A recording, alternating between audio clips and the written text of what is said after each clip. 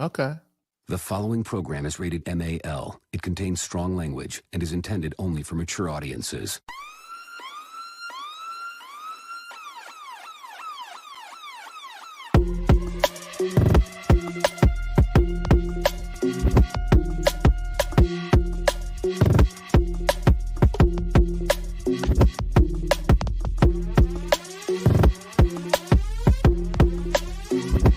The show that gives you everything and nothing at all. That's everywhere you don't want to be. It's Ruben, Mo B, and on the ones and twos, AG.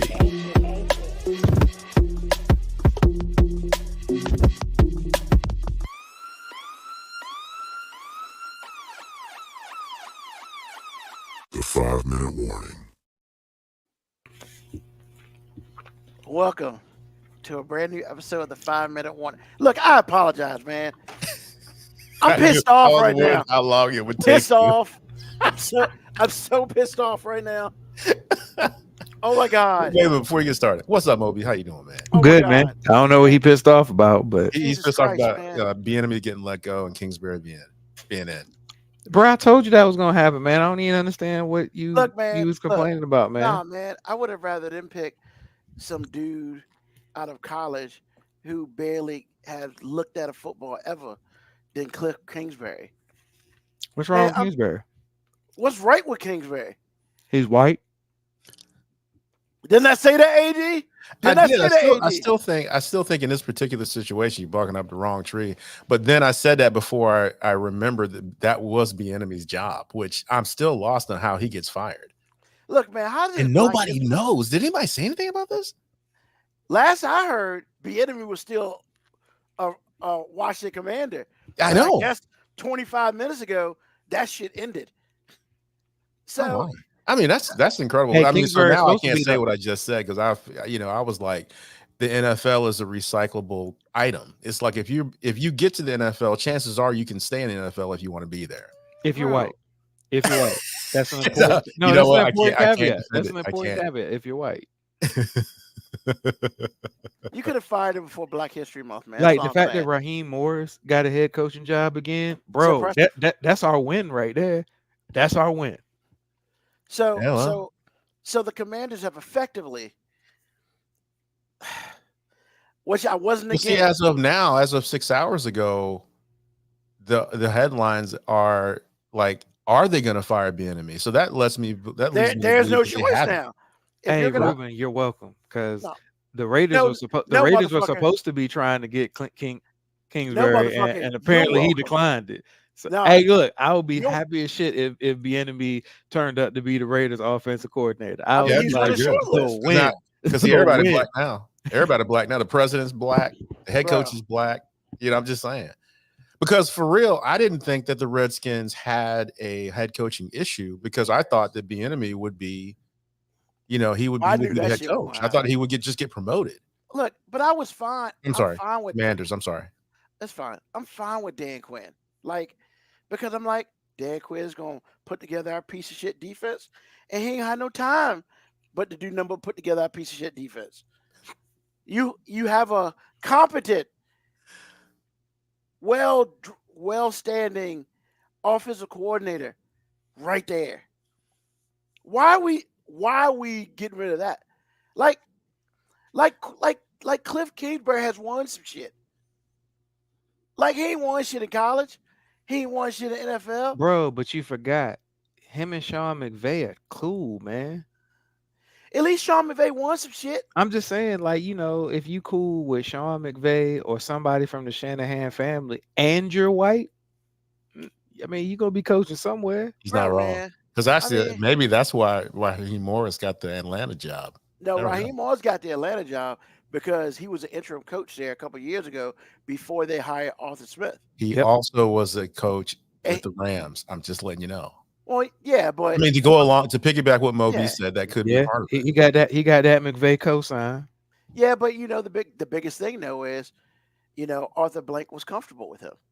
Say you take that any way you want to take it, but yeah, he was comfortable Hold with on, him. I think Raheem Morris got 2 Super Bowl rings as assistant coaches because he was assistant coach for the Rams Yep. And he was assistant coach for Tampa Bay. He was receivers coach for Tampa Bay when they Oh, they when won. they went like back in the day. Back in the day. No, like a couple years ago. No, Oh. when Brady was there. Yeah. Oh yeah, that's right. I knew I knew he was a head coach there, but I forgot he came back as an assistant. So at least this motherfucker's got pedigree.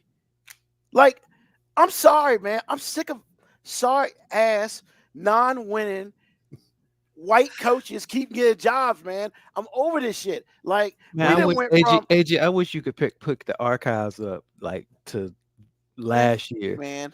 during the summer last year when I was all up in arms about why Bieniemy even took this job with Washington. I Remember I said I was like, yeah. bro, it's a lose-lose for him. There's nothing he can do to make his life better. He should stay in Kansas City. And this dude over here was all like, no, he's a head coach and waiting and blah, blah, blah, blah, blah. It's a great opportunity. And I'm just like, shit don't work out for black people like that, man. Come on, man. I mean, you know, as hopeful as I was, Moby's not wrong. I mean, because I thought because I figured if you're not going to get a head coaching job from Kansas City, I guess the last ditch effort was to go to another team and show you could do it at another team to show that you're actually good. And this is not all Andy Reid. I mean, however, it didn't work out that way to start with, even though I think that he improved the offense greatly. It didn't work out that way. And now this guy's like, you're hiring an offensive coordinator when you have one, and I'm the dude. So, and you're not going to make me a head coach. So what are you doing? Well, it's hard to not make it a race thing when all these things line up constantly. It's not even a race thing with me, man. It's an addition. It's like on top of that shit. Maybe not with you. Well, but no, Ruben, you really can't say that because you actually led with that. Well, no, I didn't. But what I'm saying is, look, if they sat here and said we hired Bill Belichick for defensive coordinator, I ain't mad at that. But you gonna hire somebody who ain't been successful on any level in any coaching that he's ever done to lead up. Get the fuck out of here, man. Like, that's the whole thing. It's like Let me ask you a question. What was Cliff Kingsbury doing last season? What was his job? He was a special something UCLA or USC or something. USC. Who's the quarterback at USC? We are not getting Caleb. Bro, I'm telling you, they are trying. They're going to try to find a way to trade up to get Caleb Williams. It makes a lot of sense. That's the only way this shit makes sense. And we're once again, God damn it, man. Because wait a minute, were y'all bad enough to get the number one pick outright? Or are you going to give up? No, we're number two. No, they'd have to trade. They'd have to move up one. So one do y'all have draft capital or I mean, do y'all have trade capital to make they're just because literally Chicago don't necessarily care if they're going to keep Fields. They don't really care about the pick. They'll just get all the Washington's picks for the next 2 years to move up one spot. The thing is, have they decided, because they act like this guy is so bad that they're doing him a favor, which I disagree greatly. Have they even decided whether he's the guy or not? No, what's going to happen is they're going to trade Fields to fucking Atlanta. They're going to get their first round pick and probably a second and a third, and that's going to be fine. They're going to pick Caleb Williams, and then we're going to pick Jalen Daniels, and that's whatever. My thing is, the only thing this dude is known for is his thirst trap at the draft 3 years ago. Like, this motherfucker. Was that Cliff Kingsbury? I thought that was Cliff. Yeah. Oh, no, that was Cliff Kingsbury. We talked about that house the whole episode. Yeah, that was Cliff. That's the only thing this motherfucker has been positive about ever. Ruben, that is not true. I mean, you say the white thing and all Ruben, that. You sound like a hater, bro. You kind of like a hater. You kind of because, like, look, man, look, because you have to consider what kind of train wreck he had in the quarterback. Anytime you sign a contract that says you have to study film and you're the quarterback to get a certain amount of money, there's a problem already. I could not imagine what it would be like to coach somebody that lazy, or at least the perception of somebody that lazy. All I'm saying is they hired him for Kyler Murray, and who's still in Arizona? You can't even say that, Ruben, because players are always going to be there longer than a coach, man. But they signed his dude to $250 million or whatever it was. It's a lot of money. They're not going to get rid of him. Here's the thing, man. How many times was Arizona in the playoffs while Cliff Kingsbury was there? That's right. None? 0. Okay. In college, he was at Texas Tech. He sucked at Texas Tech. Okay, look, man. He sucked at Texas Tech. I'm not going round and round with you. On. I'm not going to hold on. You're right. No. Yes, dear. I mean, I'm that's done. fine, bro. But this dude sucked. Whatever sports we're Mahomes. talking about, we need to address this comment because I don't know what Jay Grizzy is talking about, but we need to address this. What? What's that talking about? I clicked on something besmirching Wu-Tang. What? What do you what did they say besmirching Wu-Tang? Because let's see if I actually agree with them. I don't know what you're talking about. Because you might adamantly disagree with it, but I got a feeling that I might actually agree with it. Because I will stand on this hill alone and say Wu-Tang is one of the most overrated hip hop groups That's what I was about to say too. Of all time. Now, don't get me wrong. I am not talking ill of Wu-Tang. I'm simply saying that as a collaborative group, they're very overrated. But how do we get on Wu-Tang? Wait a minute, because he just put it in the comment. He said he just clicked on something and it just sparked my interest. First of all, I didn't know that Wu-Tang was in Las Vegas. They got a Las Vegas. Yeah, they got a residency, man. Which is kind of impressive. With us, kind of impressive. More starting. That's kind of cool. I don't know about that, but whatever. I don't think Grizzy smoking that itch. Well, apparently he doesn't think he is. First of all, I personally never thought Wu-Tang was the shit. Now I thought some of Wu-Tang ain't the shit. Now some of the things that Wu-Tang brought to us, like the fact that Wu-Tang gifted us ODB, I will forever be grateful for that. I will forever be grateful for them gifting me ODB. That's ODB. Hey, no. Method Man. Hey, look, Method Man. But then they gifted us fucking Capadonna. Ghostface Killer. Fuck him. But the greatest thing about Wu-Tang was what it did for individuals. But the collective Wu-Tang, I wasn't as huge of a Wu-Tang fan as everybody else in Portsmouth was at the time. I was on that hill by myself, listening to anybody else other than Wu-Tang. Now, when they broke off individually and did projects, I was a fan of a lot of the individual. Ghostface, Ghostface dropped a gem. Raekwon, Raekwon dropped some gems. But collectively together, they had like 5 songs. Collectively together, I just was never like, oh man, that Wu-Tang coming out. Like, all right, cool.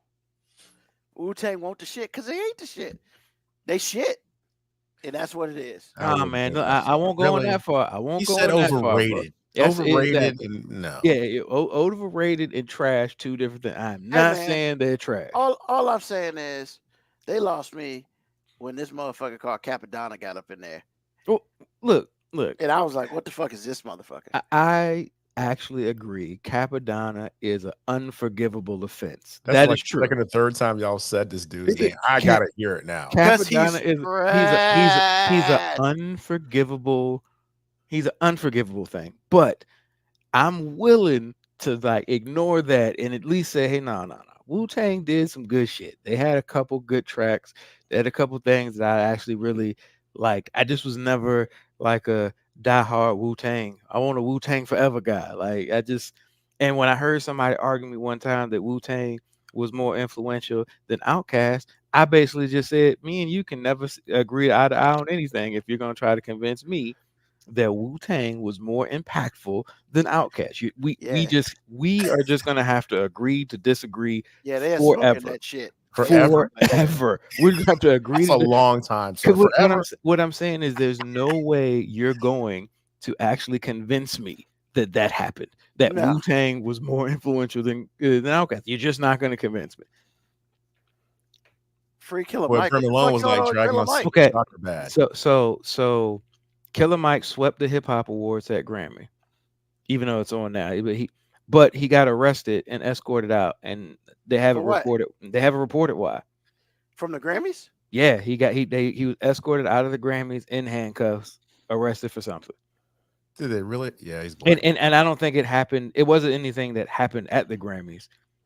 So my thing is, so he had a warrant and didn't know it. I'm willing to bet that there's probably some petty ass shit, like some warrant that he didn't know about, and they saw this nigga riding high on a great, bro. He swept the hip hop best rap song, which Andre 3000 got another Grammy, even though he dropped a fucking flute album this year. He got another Grammy. What? Don't get me started. Don't get me started. Man, leave it No. alone. Oh, hold on. First of all, I'm okay with the flute album because I knew what it was going to be. But I just want to point out that Andre 3000 got a hip hop Grammy award this year for his collaboration song with Killer Mike that won Best Hip Hop Song. Was he on the flute or was he rapping? No, he was rapping. He was Okay, rapping. then I'm fine with that.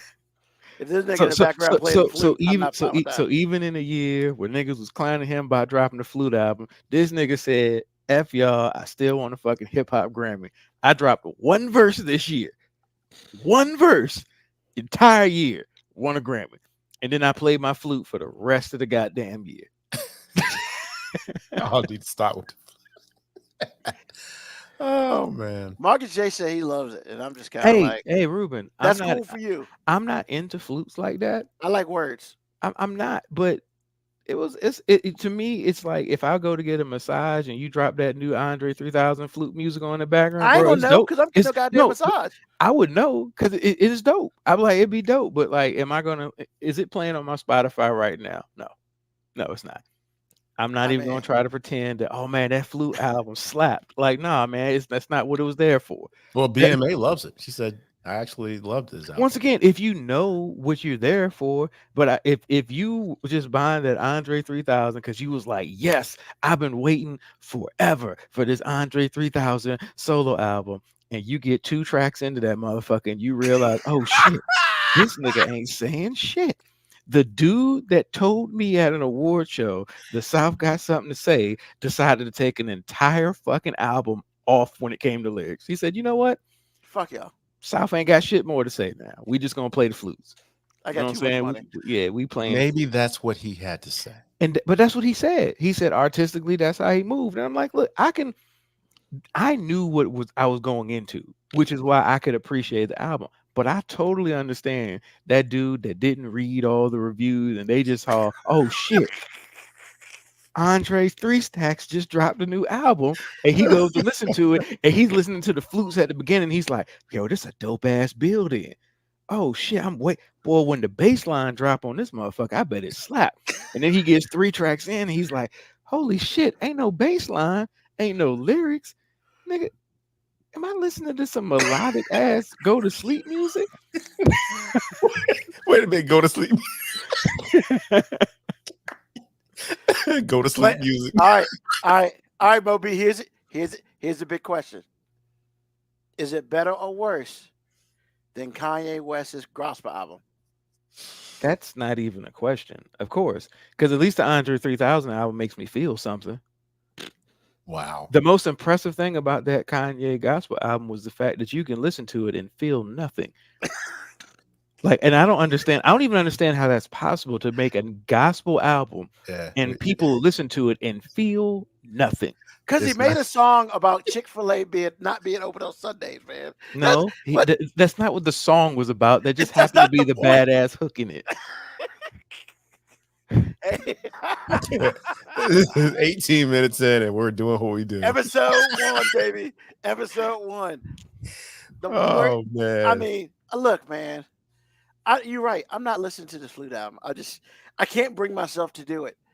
You have to put your head in the right context, man. It's you want Outkast to come out of the speakers. Understand that you're listening to a flute album and it's not bad at all. And that's why I'm never gonna listen to it. And that's actually, I appreciate he developed the craft. I didn't know he could play at all. I mean, Ruben, I'm telling you, if you are actually, and this is serious, if you're like laying around and you're wide awake and you're like, I need to go to sleep, just download that Andre 3000, listen to the flutes, man. And honestly, whether you appreciate the music or not, I'm not even joking on it. It's the melodies in it.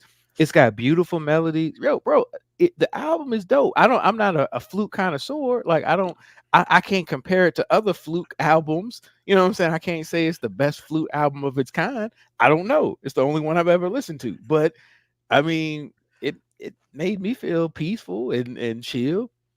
I bet if I was still smoking weed, it'd be awesome to just like be lit up somewhere listening to the flutes and shit. I really enjoy being on this show. Just saying. He said, "If I was still smoking weed." Oh my god!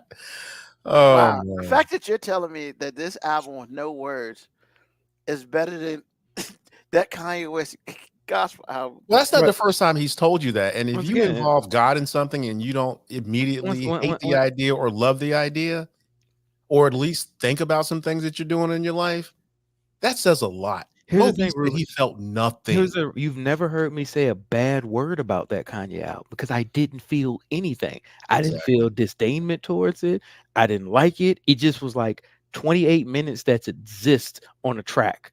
Like it's just 28 minutes, and I'm just like, That's how what long the, to see. like what the fuck did I just listen to for 28 minutes? It's That's almost like you exactly can what. listen to it and this magical thing happens where 28 minutes of your life expectancy is gone and you don't even know where it went. You'll never get that 28 minutes back. He's not lying, man. He is not lying. But you're right. Mo B didn't feel nothing, but I felt like You were angry, hell yeah, I was angry. but that's How the you gonna sit wrong here- kind of anger. You were No, angry that man. it even No. existed. I'm like, come on, I'm gonna tell man. you why, man. Brent Malone says, "How bad was hip hop last year?" Are you making comment to because Killer Mike won the awards? Because that Killer Mike album is dope. That Killer Mike I thought album is so. really dope. But you're missing the one. Zampier, the pan flute guy's pissed off somewhere. He should be. That dude Yeah. is like, this motherfucker went fucking platinum on a goddamn flute album. I can barely sell like 10. I don't know if Andre 3000 went platinum. I mean, here's the thing. Spotify did this weird thing where somebody was like, that flute album got a whole lot of listens. The first track did, the second track did, the third track did. Every rest. other track doesn't really have any downloads, like for real. Like it didn't 'Cause get people gave up. exactly. That's what I'm saying. That's why I know. That's why I absolutely know there was some cat somewhere who was like, "Yo, I bet he gonna spit on this one. Oh shit! When this bass line drop, it's gonna slap." And then they was just like, "This motherfucker." And then when you look at the names of the songs, you just like, "This motherfucker." He's just playing. He is just playing with us right now. Yeah, Actually, he was serious. He was dead serious, but okay. it was nice for him to come out and say it wasn't a rap record. I mean, thanks for letting us know. But clearly, everybody didn't figure that shit out. They thought you were bullshitting. And Hey, Black Morticia Adams is absolutely right because it actually said what the genre was when you look at it on Spotify. Mhm. Niggas don't read. I love how she got the yoga emoji in there. That's exactly what it was. That's why I said you have to listen to it in context, man. You can't just be listening to it expecting like, "Hey y'all," or something on that Outkast would do. It's just a flute record, bro. but people went and bought this shit. Like, No, because they bought it with expectations, like Moby is saying, and then when they got the expectations burned to the ground, they got angry. But he let you know exactly what he was doing. it's too late. You can't get your damn money back though. It's fucked up. Hey man, that's a you problem. Yeah, I mean, It wasn't false advertising. He said exactly what he's gonna do. They released reviews for the album 2-3 days before it came out, and it basically said he's not rapping; it's just instrumentation, and niggas don't read. So, like, I'm sorry. That is very. I shouldn't say that. People don't read because that is not a nigga thing. People don't read anymore. But wouldn't that those- make you those ignorant other to people- start with? I'm just But those saying. other people didn't buy this shit. Oh, I disagree, sir. I disagree. There's a plenty of white person who's out there who's just as disappointed, thinking that they was gonna hear at least a "Hey Y'all" track. Like See, I they told thought you. they was at least gonna hear "Hey Y'all." Oh shit! So Andre 3000 breaks Hot 100 record, with song from new album, New Blue Sun. He had 5.8 million streams in the first week. Hold on. That's what I'm saying. They looked at the streams and they realized that people weren't really making it through the entire album. Yeah, they started with 5.8 million official streams, and then stopped. Yeah, man. The fuck, man. Like, I can't believe people are so angry. The Because idea that we spent there's 10 probably minutes on this, man. there's probably a lot of people who listen to it thinking that people were just lying. Like, This no, can't be true. Yeah, at This some can't point, be at some true. point in time, he said something. Well, That's funny. At some point in time, he said something. he at least said Hey, thanks about the album. I think it would have been dope if, like, in the middle of the album, he just said one word, or if he just said "New Blue Sun," and then the flutes came back, like he was like, "Hey, I gave y'all some lyrics. I gave y'all some lyrics." But nobody heard it because it was on the 5th track. Yeah, it was all the way at the end of the track. It was a Wouldn't it be cold if, like, the last song was like, why is the song listed for 28 minutes long? like they used to do back in the day? Yeah, and it plays for like 12 minutes, and then there's like a pause, and you think the album's over, and then Andre 3000 like spit some of the hardest bars ever for like 2 or 3 minutes straight. But nobody ever fucking listened to it. Like, nobody ever got that far. Like, if he said, "If you're still listening," and then they just dropped like 2 or 3 bomb ass tracks. Oh shit! Wouldn't it be like the test they gave that one quarterback, and they gave him they gave him a tape with nothing on it. Then the next day they asked him what was on the tape, and then he got elaborate with what was on the tape. It wasn't nothing there. That would be the test. Because like, if you listen to the whole thing, you would know I spit some fire. But see, since you gave up on track 3, whatever. Like Patricia Adams said, my brother's part of those people. He legit told me to let him out my truck when he realized what I was playing. To this day, I call him and say, "Let me out, Trey." Like, boys in the You know what? Yeah. Wow. It's a shame, man. Shit. I mean, I don't know what, here's the thing, man. First of all, I appreciate everybody from making me really upset. I was really upset when I started this episode. Now shit's just funny. I'm not revisiting that bullshit because I'm gonna get mad again. But that's why I got you off of it, man, because you've been on that narcotic for too long, man.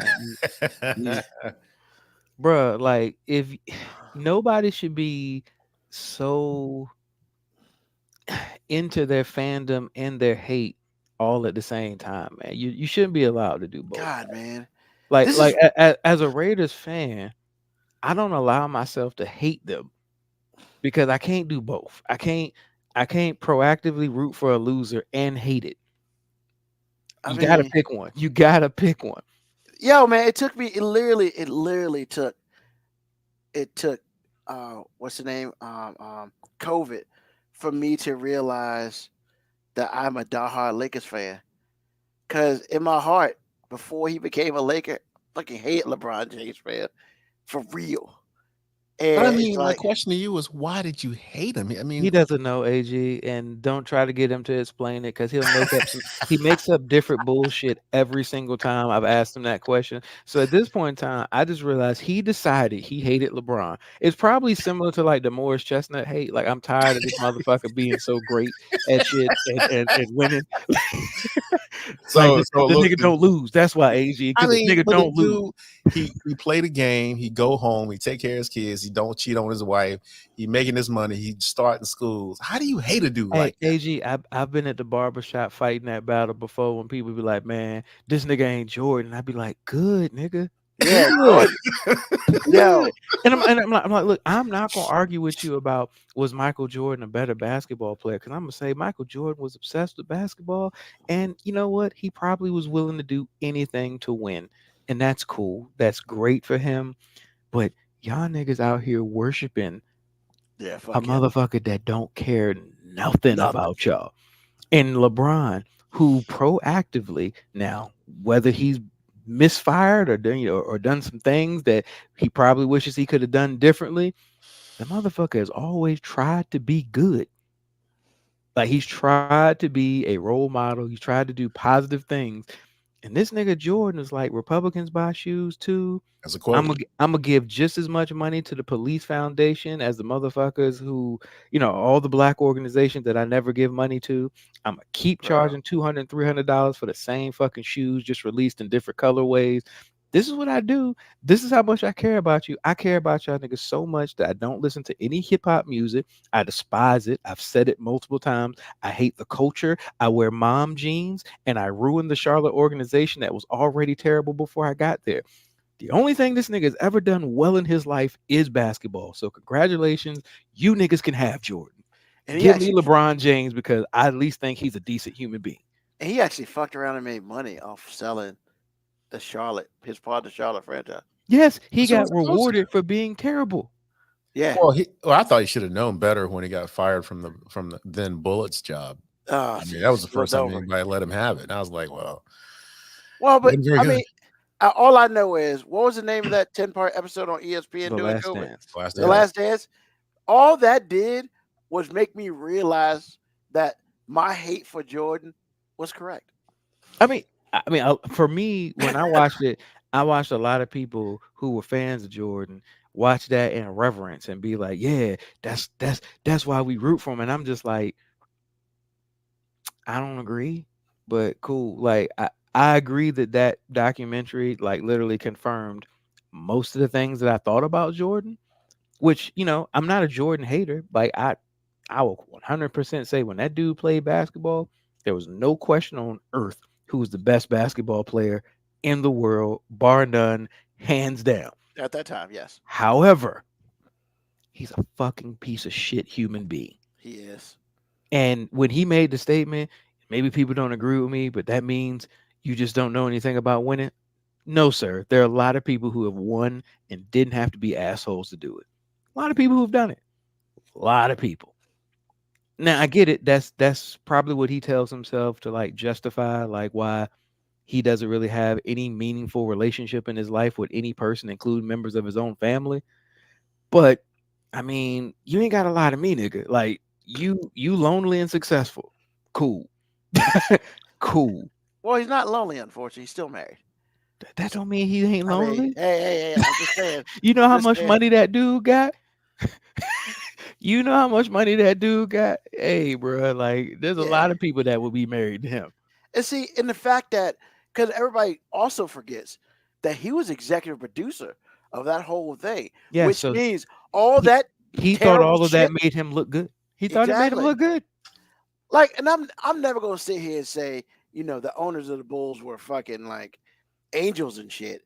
But yo, man, they would show out how he would literally just pick on those motherfuckers, man. Nah, you just talking about the GM. You really just talking Well, about I'm the talking GM. about GM. Yeah, the GM. He would just pick on him and shit like that because he's short and all that bullshit. Yo, that's some bully shit, bro. And I'm just like, man, fuck you. Like, honestly, the shit that happened in Washington could have been some of the greatest comeuppance ever for him. Like the fact he went to baseball and failed, He didn't fail. fucking awesome. He didn't How fail. did he fail? I mean, I think he did. Well, he wasn't successful. He as he was was- successful. I thought Which it was, is saying the same thing you just said with different words. He wasn't. You're saying he failed because he didn't make it to the MLB, but he came back to basketball before he could. He was rising, sir. Well, So but I mean, let's keep it 100 now. Well, I mean, that's the whole thing, right? Like, you know, he played baseball. That wasn't as successful as what he was used to. And then he came back and decided he wanted to be the hero in Chicago and did that thing. I mean, that's the narrative that you've decided to tell about him because you dislike him. But I don't know if that's really what happened. Nobody really knows what happened, but you just created a narrative all on your own. That's kind of what I Based on what he said and what I've heard, the whole 'cause- baseball thing was grief. to me, that's why I was to about me- to say the whole baseball thing was like he wanted to do something that honored his dad because his dad loved baseball. His dad, he said it. His dad Yeah. actually liked baseball more than basketball. And he wanted to do something to honor his dad. And honestly, I think because of how maniacal and obsessed he was with basketball and winning, I think he just needed a break. I think he just needed to be away from it. Mm-hmm. He just needed he needed a new challenge.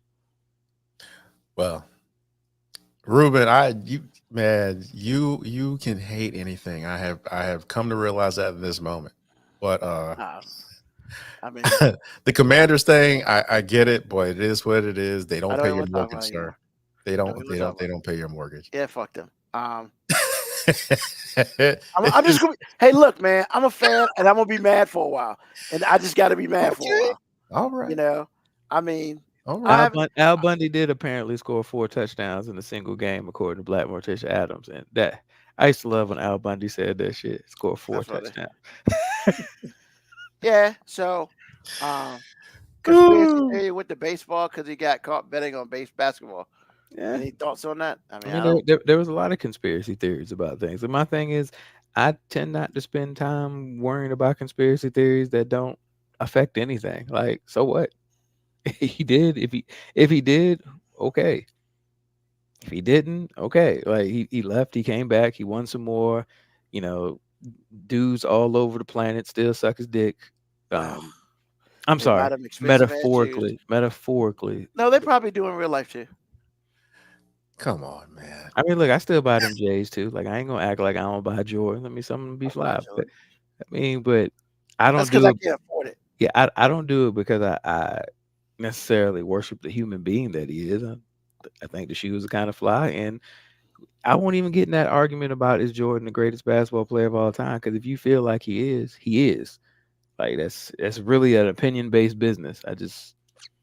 I think Jordan is the greatest mytho in sports.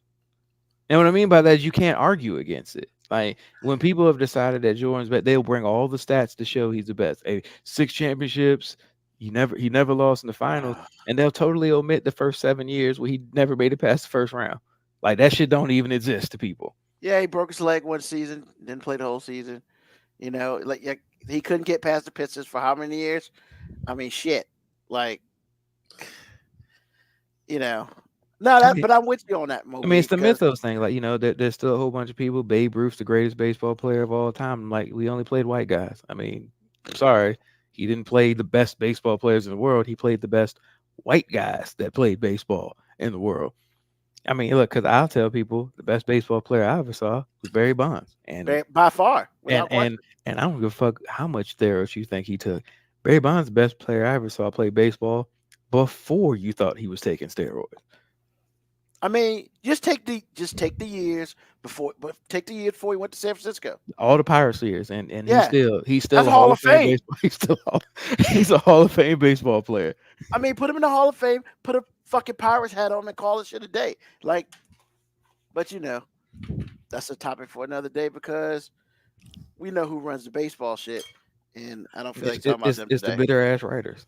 Oh my god, they motherfuckers suck, man. Worst people ever. At least they put Griffin in this year, so at least they did something right.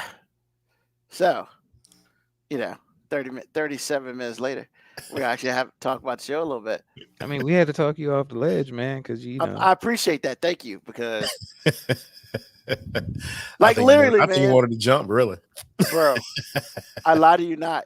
I sat here, I set everything up, and I sent the link out, and I look at my phone, and I saw that bullshit, and it's like my whole mood just flipped, and I was like, Ruben, one day I hope you find the peace in your fandom that I have found with all of my fandoms, and just be like, look, it's okay that I proactively root for losers. I'm still going to proactively root for these losers because I'm loyal. And one day, if they're not losers, I'm going to enjoy it. And that's it. Like, I'm not going to talk shit about it. Like, I'm not going to become an obnoxious fan if any of my teams all of a sudden look, when Georgia Bulldogs won 2 championships, I wasn't too obnoxious. I did celebrate. I did have my Georgia flag flying high. yeah, I see it's gone. What happened with No, that? it's still here. I'm just facing a different way. It's still here. But I mean, look, I'm saying, but I enjoyed it, but I didn't become somebody I wasn't, because I still remember the loser years. Like if the Raiders win the Super Bowl, I'm not gonna act like those years of losing didn't exist. You know what I'm saying? I've been a Braves fan and a Hawks fan my whole life. Like the Braves were the only winning organization I was ever really a fan of, and they won just enough for me not to be called a loser for rooting for them. But realistically, they did a lot of choking. I mean, they were good, but they did a lot of choking, and that's okay. Yeah. Because, you know, about 3/4 of the year I could root for them. I just knew they were going to fail in October, and I was okay with that. We got there. As a Yeah. Hawks fan, I mean, it's been hard, man. Like just as a Hawks fan, my dad went to the game yesterday. He sent me a picture. He was like, "Hey, I'm at the game of your team," and I'm just like, first of all, no shade. I was actually surprised he remembered I was a Hawks fan. No shade. I was just surprised. And then when he was like, "Yeah, and he showed Steph Curry a picture of him because they had really good tickets or whatnot," and I'm like, "Cool." And then Steph Curry, puts up 60 on them, even though they lose, and I'm just thinking, see, the hater in me wants to be like, every time I've ever gone to a Hawks game, even as a Hawks fan, I went because of the other team. We went because we got to saw Vince Carter. Remember, we saw Vince Carter there. We saw LeBron. No. We saw Vince Carter in Charlotte. In Charlotte, that's right. That was Charlotte. We saw Kobe in in Atlanta. Atlanta. Yeah, And that so shit was phenomenal. here's the thing. As a Hawks fan, I was going to see Kobe. He's not lying. He's not lying. What did I say? I don't see the problem there, though. Well, there really isn't a problem there. It's not a problem. It's just a piece that I've had. Like Yeah. I just want Ruben to Right. find this piece where you can root I for ain't never gonna something find that shit. and still not live and die by their failures. Their failures are not your failures. Maybe Well- you failed to root for a good organization. That's a story for another day. Like what that says about me, that most of the franchises I root for are losers and I still root for them, that could say something about me. But we're not talking about that. I just hope you find the peace. And it's the NFC East. The problem is you're an NFC East fan, because every NFC East fan base has that problem where like y'all live and die by y'all's team, and more times than not, y'all all suck. I mean, it's Jesus. that's just how the NFL works. There aren't too many organizations that are consistently good all the time. Everybody goes through long stretches of not being very good.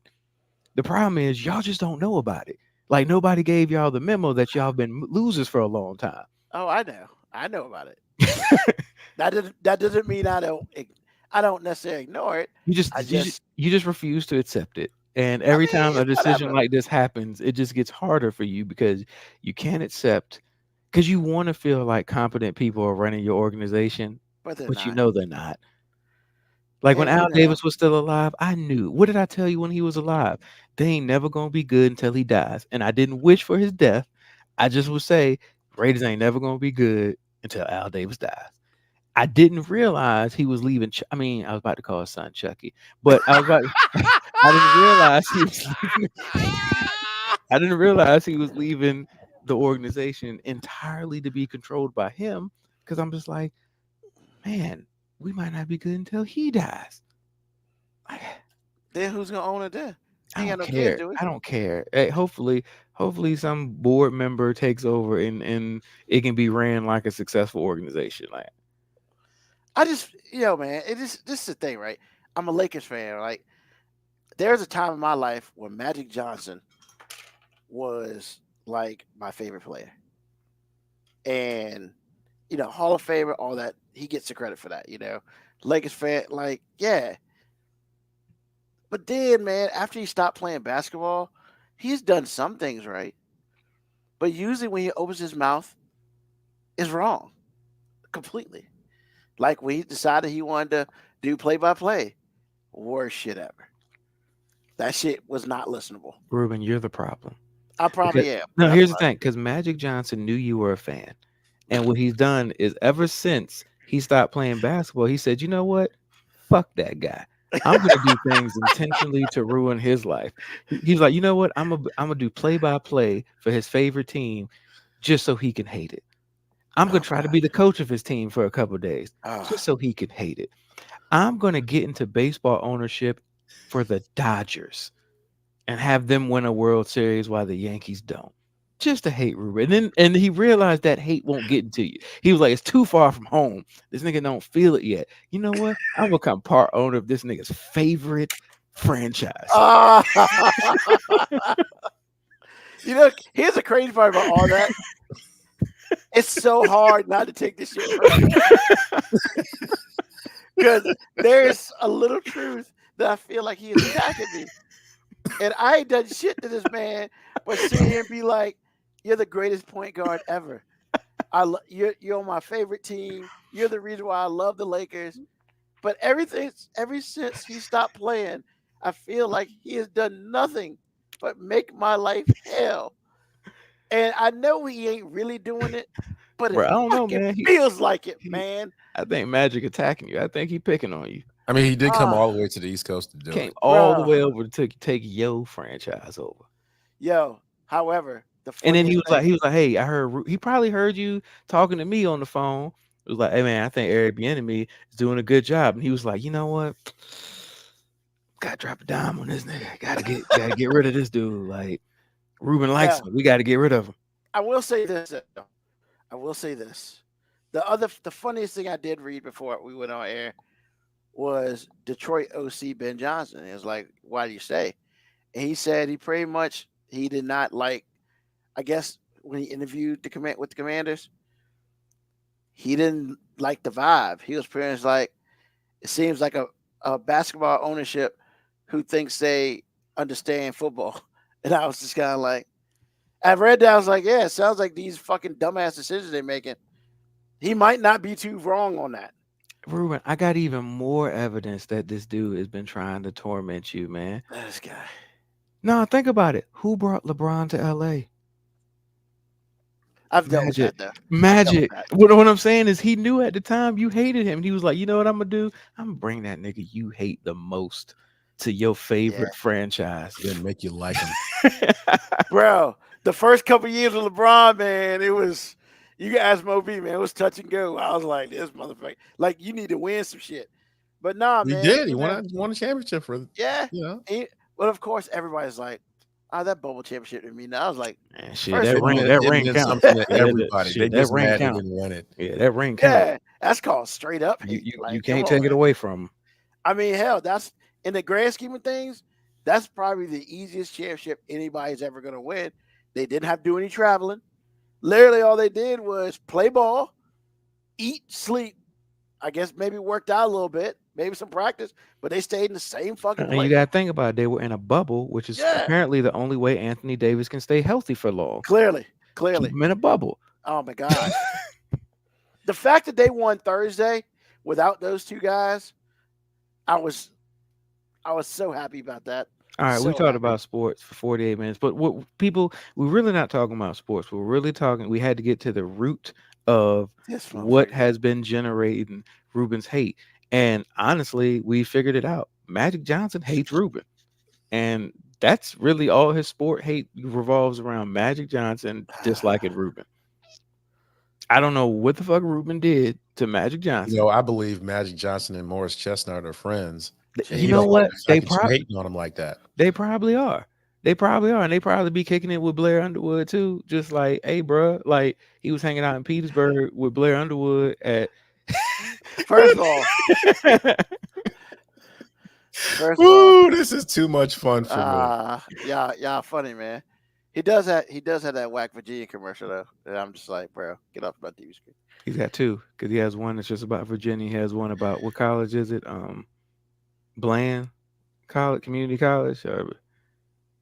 I mean, maybe you've seen it, not me. Fuck him. Yeah, it'd be Aaron here, and it's like cool. Yeah, I could keep that shit. So Apparently, if you pay Blair Underwood enough, he'll be from Petersburg. I know, right? Oh man. Motherfucker. Like, Magic's son got rejected by Ruben. First of all, we not. I was trying to leave that doing one alone. We're not doing that. F y'all, We're not I'm not doing leaving that one alone. I got don't to even- figure. First of all, we don't. I roll need the to same find circle. Magic. I need to find Oh, Magic hell Johnson no. and just ask him, why do you hate my man Ruben so much? Man? Ah, What did he do to you? it ain't because of that. That's What, for damn sure. what did he do to you, man? Like this dude was a diehard Lakers Showtime fan, and ever since you retired, you know what? What did you do, Ruben? You know, you He's been had making just bad business decisions, man. It's Oh, so affected my life. So basically, he made one decision and you got mad at him and he heard you talking about him. He said, oh, I got enough money to be Tico level of petty. See, He that's really why. does. That's why I can't have money, because I would be Magic Johnson level of petty towards Impulse Ruben. control, man. Impulse control. None. Not with money. He said Not with no. money. Not with I'm with, money. I'm with him. You give me Yeah. enough money, I would be Magic Johnson petty Ah, towards somebody. Because that's a Yeah, lot of petty, man, man. That guy's halfway to $1 billion. I'm just saying. bro. I'm leaving. Then I'm what's a leaving the couple United hundred mil? States, What's a couple hundred mil just to be I petty? mean, it's not a bro. lot. I mean, it's a lot, but you still got I mean, 250 mil yellow. but think about it. Magic has been tormenting this man for now 20 plus years. Yeah. 20 plus years. And even today, it's just like it's fresh to Ruben. Every time he makes a decision, it ruins Ruben's life. 23 years ago. Yep, that's right. I didn't even know that the motherfucker posted on X after every Washington game until it was brought to my attention by I think on Sports Center. It was And like, yeah, because he been waiting for you to follow him.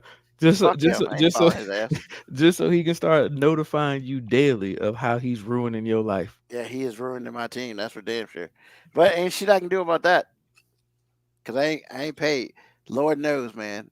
Lord knows if I ever get that level of money. He I'm heard you with you, talk. Moby. He heard you talking about Caruso and everything. He was like, "Got to get him up out of here." He heard you talking about that foundation that the Lakers will build when they had Ingram and Randall, and he was like, "Nope, got to get these niggas out of here." Ruben's starting to get excited. This guy. I ain't fuck with you no more, Moby. So Hey, look, fucking with me just get you talked about up here. Fucking with Magic Johnson, whatever you did, he's been in your life for longer than me, and he's been making waves, bro. Like making waves. I'm trying to get on Magic good side. Magic, whatever it is you need to hear, hey, you got it, bro. You got it. oh thanks, man. You got it, bro. Well- Do not do that Ruben treatment to me. First of all, you can't do that Ruben treatment to me because I already root for losers, sir. You can't make my life worse. Oh shit. All right, so we'll get this quick question in before we get out of here. So our expectations differ from men and women when they agree to wedding vows. So that's a very interesting question. Since I've never said wedding vows, I clearly have no answer to this. So I'm going to defer this to y'all two because y'all have done that. So, I mean, AG? I mean, it was your question. Do you think women and men have different thoughts and stuff on wedding vows? No, I think thoughts is a wrong word. I think expectations. I'm sorry, my bad. No, it's all good. I think expectations are different. I think there's a lot of things that men have to do performance-wise consistently, which essentially is following the vows as said, that women don't necessarily have to do. Not all of them. I mean, obviously, cheating, that's a bad thing for both spouses or both sides.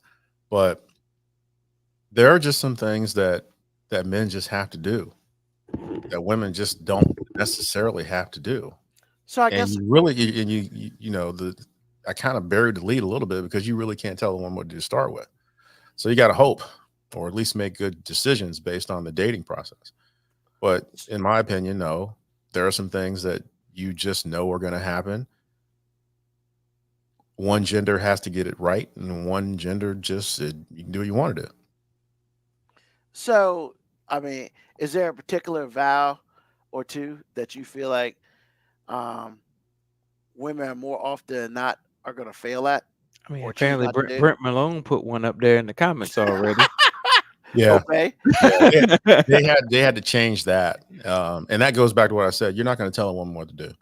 But for me, I think the thing that pokes out to me was sickness and health. I think as a man, and when you get sick,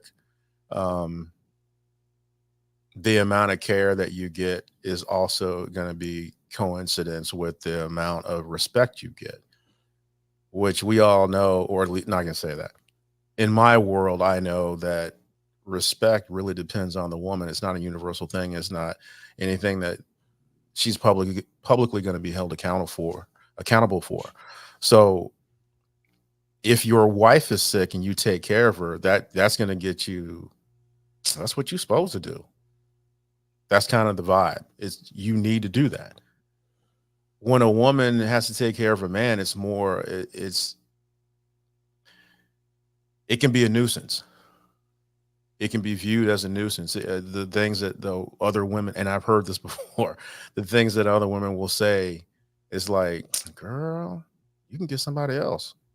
Or that's got to be really hard for you. You need to take care of you, or something like that. And actually, they made a commercial. I'll never forget it. The commercial came out like about 8-9 months ago. But this woman's husband, she's relaying the story on how they got here. But the woman's husband had gone off to Afghanistan. IED blows up in his face, and he had head injury and maybe some sight issues. And she was basically saying, well, she was saying, I got tired of him doing what he was doing. He had to meet me halfway, and I need to take care of me. There's no way in the world, if you just switch genders and keep the same copy and have a man say that's going to fly. It's just not. So that's where the question came from. I think the level of intensity in which you do things, the idea that you do them at all, and how the public will hold you responsible are different depending on gender. And we're in this particular conversation, this is a man and woman conversation. So it's just like, I just think the expectations are different. Do you think it's different more with the current generation of women? Or Absolutely, because back when our grandparents were our age or younger, mm-hmm. there are things that you did. Mm-hmm. Period. There was no recourse. It was like, you're going to do this. You're going to have babies. You're going to do this or that and the other. You're going to have a job. Maybe if your husband wasn't well off enough. All these things.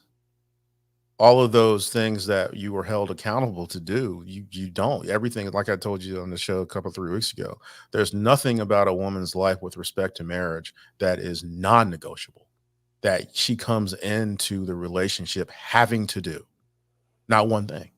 Especially now. Yes. And the further we go along in history, the more latitude, if you will, that women will have. You have to make sure, like, you couldn't run up on a woman and say, and just believe that she's going to have kids. That's not necessarily true. And when I say having kids, that could mean I'll give you a kid, but you're going to have to buy me a surrogate. I'm not doing it to all of this. That's a real thing. So yeah, expectations are a little bit different. Sickness and health is the one that jumps out at me. There's a litany of things that women have to do, especially if you're a saved woman, that don't ever get done. It's optional. It's funny that you say sickness and health is the one that sticks out for you, and the one that sticks out for me is for richer or for poor. Yeah, that's a big one too. That's 1A for me. And the reason I say that sticks out is, no, I'm not saying that women marry for money, but what I'm saying is, you find me a relationship that starts off where the male was well off at one point in time, and then all of a sudden hits a financial cliff where he's not well off anymore. You find me the marriage that worked in. If that dude was making 6+ figures and then all of a sudden he hits 2 or 3 years where he's dead ass broke, you show me the case study where that relationship actually works. Before somebody says he ain't doing his duties, he's not providing, he's not doing his duties anymore. You find me the relationship where that works. Because the for sickness and health thing, I've seen too many cases where the sickness and health thing goes out the window, and as long as the financial stuff is there, I've seen women be the most nurturing creatures on earth to people who've been injured for things out of their control. Now, I've seen the examples that AG's talked about, but I've also seen women who, guy had a stroke and she took care of him. Boom, it happened. But I ain't seen the situation where dude had money and then all of a sudden became broke, and then 5 years later they struggling and happy together. Shit don't ever work out that way. Not what I've seen. I'm sure somebody might know an example. I'm not saying that an example doesn't exist, but an anomaly doesn't disprove the the statistic. Like they say the number one reason for failed marriage is infidelity. The number two is finances. It's always finances. And it usually ain't about her finances. It's never about her finances.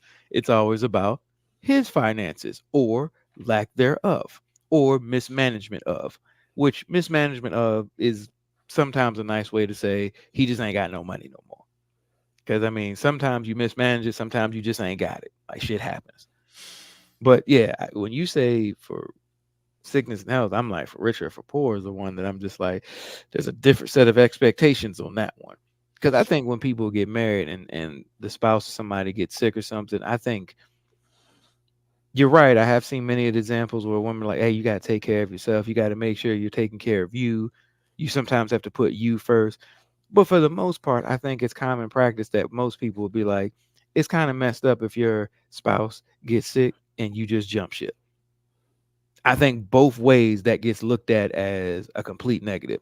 Now, if you were the dude that make money and then 3 or 4 years later he ain't making money, I don't think anybody gives that woman shit for being like, hey, he's not providing anymore and I got to get out. I don't think anybody gives her any shit. In fact, I think a large majority of people celebrate it. Because Are we like, talking yeah, about a large majority of women? yeah, Because I feel like men don't necessarily don't yeah, celebrate because men, yeah, I was gonna say that's men, we I'm just not need saying to men specify. celebrate. Men just go, man, it's fucked up. But even as a guy, I am programmed in the back of my mind, no matter how absurd I think it is, to be like, yeah, man, at the end of the day, man, it's a performance-based industry, man. Like, if you ain't got it no more, you ain't got it no more. Like, I mean, I don't expect. Like, and I'm not saying my wife would leave me if I was dead ass broke and we, because like, look, I am broke, but she's still here. I mean, I don't know what it is, but we got enough. But what I mean, if like we hit real financially, like we lose the house, everything, I'm not gonna be surprised if she jumps ship. Oh I wow. don't expect her to. I don't think she would because I think I made a really good choice in life partner. But if she did, would I be coming to you, Ruben, going, I never saw this shit coming? No, I'd be like, I mean, fucked up, but those are breaks. You know what I'm saying? Like that's how it is. Now, Gotcha. I want to put the caveat out there. I think I made a really good choice in that. So I don't we are partners in this because I mean, we have been broke together. Together. So I mean, I don't think, she always jokes with me that if we win the lottery, then I'm gonna leave her. And I'm thinking to myself, no, that's stupid. Well, yeah, you'd automatically lose half plus you got to First pay. of all, I ain't worried about losing half because if I really wanted to, her out of my life, half of millions is a small price to pay. I will be okay. But Yeah, what but I'm I'm saying saying is if I make yeah. millions, in my mind, I'm thinking, no, baby, like we about to live the great life now. Like, why am I gonna get rid of you now? Now we both can do better. Like we both got time to live stress free because most of the stresses that come in married people's life from middle class below do come from finances. Let's Hey, go. he- I'm he- out of here. here's the thing. Here's the thing. If you win the lottery and you make millions of dollars and your spouse says, "All right, I want half, I'm out," you shouldn't shed no tears. Cause I'm be like, I'm rich and single now. Shit. That's why that would never happen. Shit, we're gonna be a bit hip hop parade. Oh, no, not again. The joke that keeps giving. Jesus. I'm just saying, man. But yeah, so that's the one that sticks out. And I mean, I think some of the expectations of marriage that we conflict on between men and women, in my opinion, are self-imposed. Because I've seen this joke and I've said it on the show before. There's bubble art where people are at the altar and the man has over his head, "This is amazing. I love her. I hope everything stays the same." And over the woman's head, it says, "This is awesome. I love him. Now I get to change." Like, because a lot of times our own expectations of what happens after marriage, the vows have nothing to do with it. It's just what our expectation of the happily ever after is. Because a lot of times, and this goes both ways, but it just seems more noticeable one way. A lot of those things that were cool when y'all were dating are not going to be cool anymore once you're married. And we don't do a very good job of communicating those things. Like, guys, I'm just gonna put myself in. I can't speak for nobody else, but when me and my wife were dating, I hung out with my friends a lot. She hung out with them too. It was an acceptable behavior. There comes a point in time where, we had kids, we got other responsibilities, where now the idea of me going out and hanging out with my friends is frowned upon. Not because she doesn't want me to hang out with my friends, but because she says, hey, we've got a whole bunch of responsibilities and expectations of home that I don't want to do by myself. Perfectly understandable. However, I don't have the same feeling about that as she does. If she were to tell me, hey, me and my homegirls gonna go hang out Friday night, my response would be like, have a great time. Not, you're trying to get away from me, you're trying to not handle the responsibilities here. It'd be like, no, you're going to hang out with your friends. You being happy equals good. And men, a lot of times when we go out, it gets perceived as we're not happy at home. We're trying to seek some outside happiness. And it's like, no, that's balance. Like, it's important for you to have the friends. Now, checks and balances, everything in moderation. Because I fully acknowledge that, like when my first daughter was born, Kira, I still had the weekend mentality where my weekend was, hey, I've been working all week. My boys go out on Saturday. I'm gonna go hang out with Saturday. I'm gonna go hang out at the bar. I don't do irresponsible things, so it's not like I'm out clubbing all the time, but I'm gonna go out, hang out at the bar, come back 2 a.m, cool. And then she let me know, hey, that's cool, but you can't do that shit 6 weekends in a row. And in my head, I was thinking, it's been that long? Oh shit, you're right.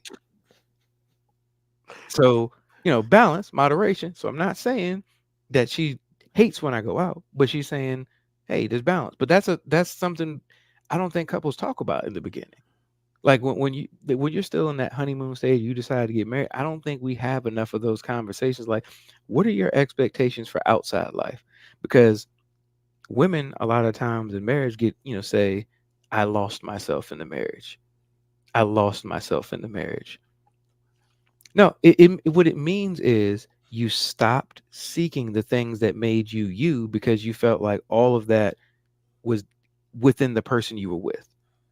Where you don't really hear guys say that often because we have male friendships still. We have hobbies and stuff that we do with outside sources. I mean, and when the older guys that are married, they were like, oh man, we go fishing on the weekends every once in a while. There's always a balance, but a lot of times women don't find the balance, or it's harder for them to. But and some of that is self-inflicted, and some of that is societal. Like, look, we see a woman out in the club and she got a 2-year at home. We'd be like, what the fuck she out here shaking her ass for? She should be at home with her kids. That's a real thing that gets said. We won't ever say that about the dads out there kicking it. I mean, right or wrong, I never hear it get said. I mean, nobody ever got on me about being at the bar at the club late at night knowing I had 2 daughters at home. Nobody cared.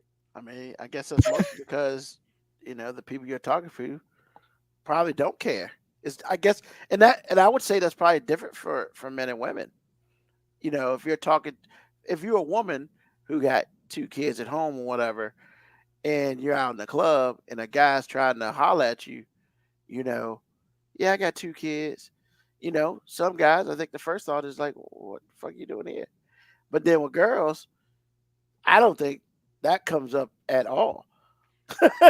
Oh, that's cute. Oh, I know he's a father.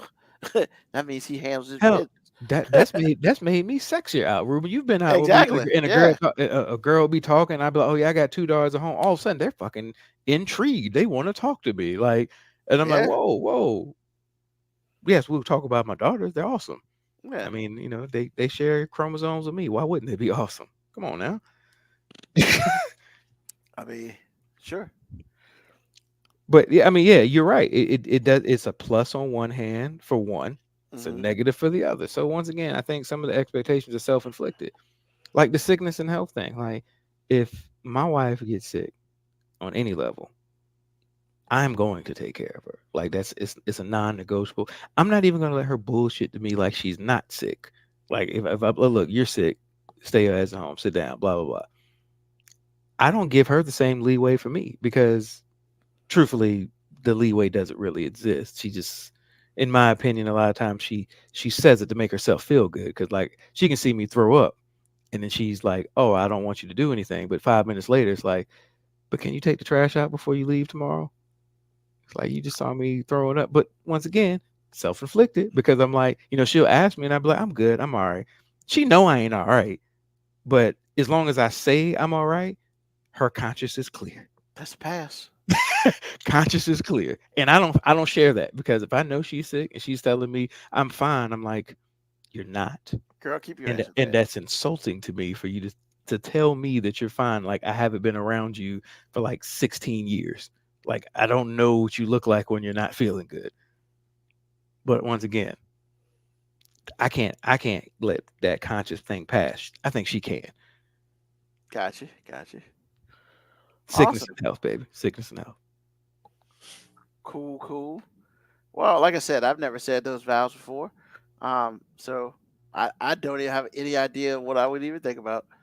But yeah, that's that's my opinion on it. Anybody else got anything? I mean, what sparked that question? I forgot what was going on. I really did because there's context to it, and I just was thinking out loud. I was like, Well, I guess my question to you would be like, do you agree with my statement that a lot of the expectations are self-inflicted though? some of them are, but Because I agree with a lot of your statements too, but I mean, sometimes I can only speak for myself. Like I know some of the expectations that I have about our roles are the reason for my own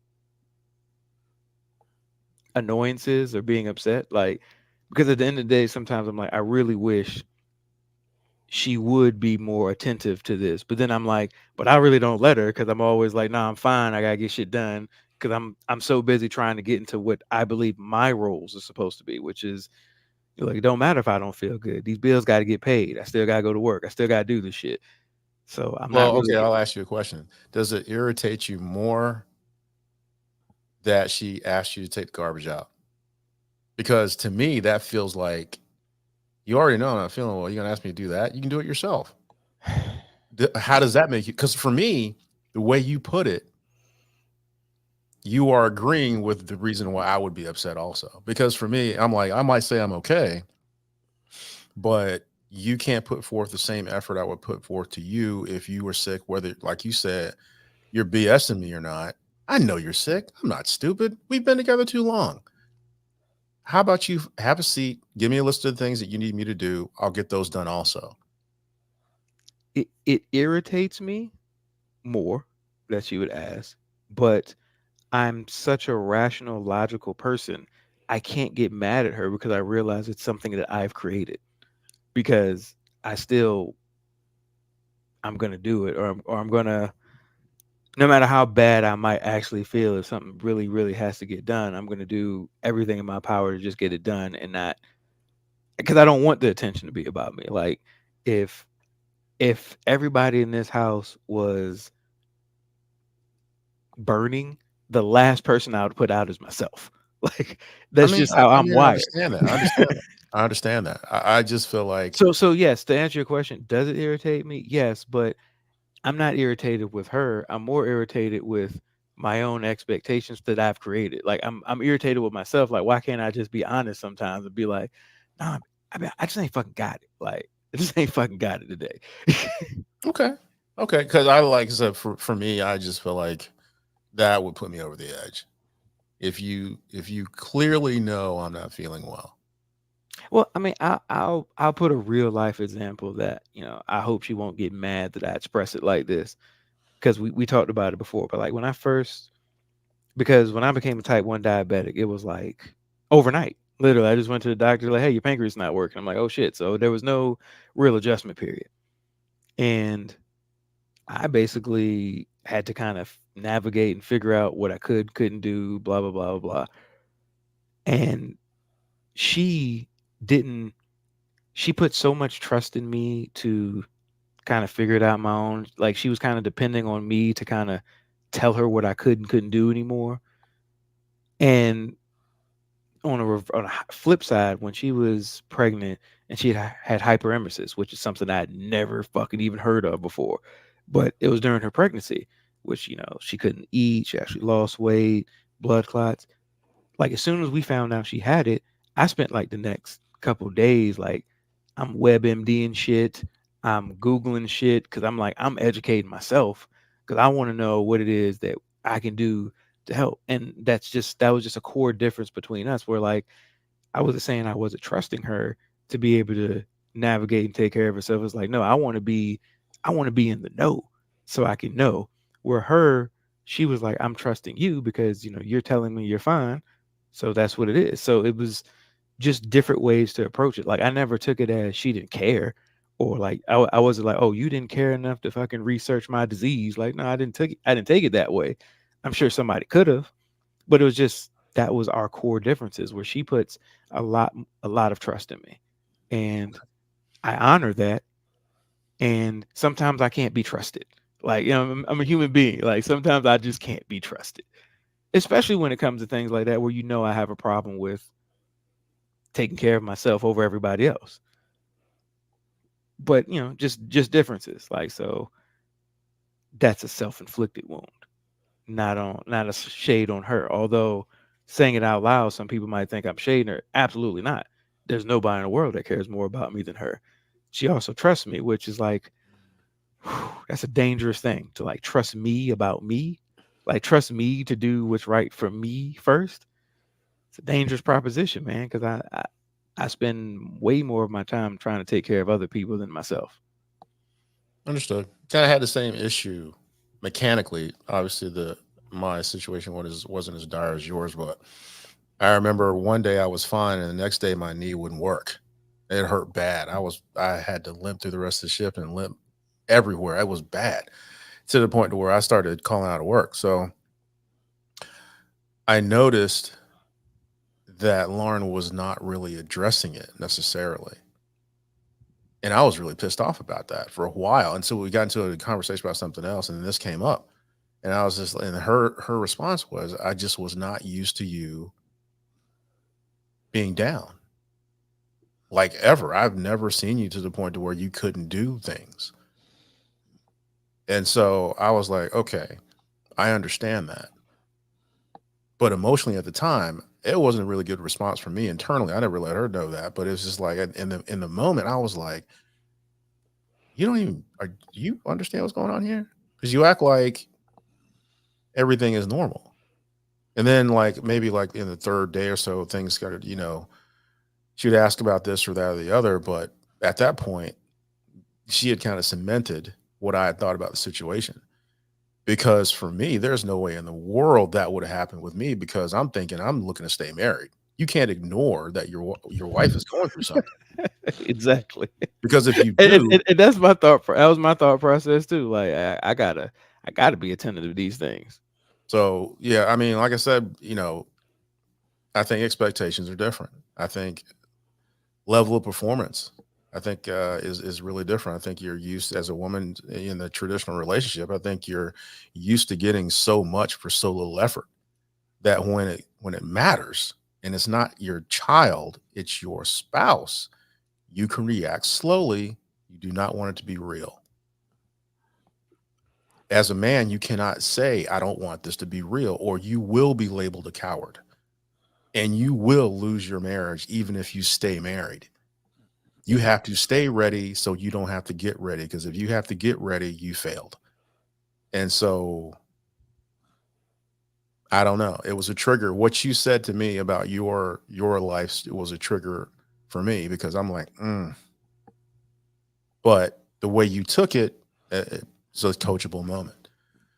So I have to consider that. So that's communication. I mean, a lot of that's communication. And, you know, it's everybody's responsibility in a relationship to communicate. And it's everybody in the relationship's responsibility to reciprocate communication and reciprocate it in a way that your spouse can digest it. And I heard that said before, like put something in a way that your spouse can digest it. And I thought, man, that's a real fucking bullshit cop out thing right there. I got to put it in bite-sized pieces for you to digest it. But that's kind of a human thing too, because I mean, the one of the oldest expressions is not what you say, it's how you say it. Mm-hmm. Sure. That's 100% real in marriage, and a lot of times I try to be cognizant that I'm not very good at the how you say things, because I tend to say things with, my first language is sarcasm, my second language is like blunt, and my third language is I don't give a fuck. So a lot of times when I say things, I'm always even keel, matter of fact, sarcastic, not giving a fuck. And is that a very digestible way for my spouse to hear things all the time? Fuck no. No. Because to her, that sounds like he's mad at me, he's upset with me, he doesn't like me. Now, all of my male friends, Ruben, I mean, that's just how I talk all the time about work-related things, everything. I'm matter of fact, don't give a fuck, sarcastic, even if it means the world to me. That's just how I communicate. But now, what you say is how you say, and I get way more in trouble for how I say things than what I say. Because I think at the core, I don't ever say anything that gets perceived bad. Apparently, it's just the way I say it. And God, I hate that moving goalpost that women can pull out. It's not what you said, it's the way you said it. Like my wife will ask me a question, she'll ask me, can we do something? I go, sure. And she'll be like, well, never mind. I'm like, what? It was the way you said it. I said, sure. I said, sure. Like, what? But you didn't sound like you wanted to.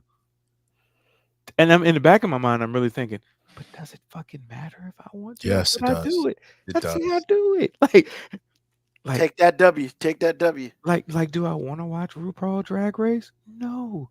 But if you want to watch it and I agree to it and I say sure, just fucking take your win. Take your win and shut the fuck up. No, you didn't get the flowers.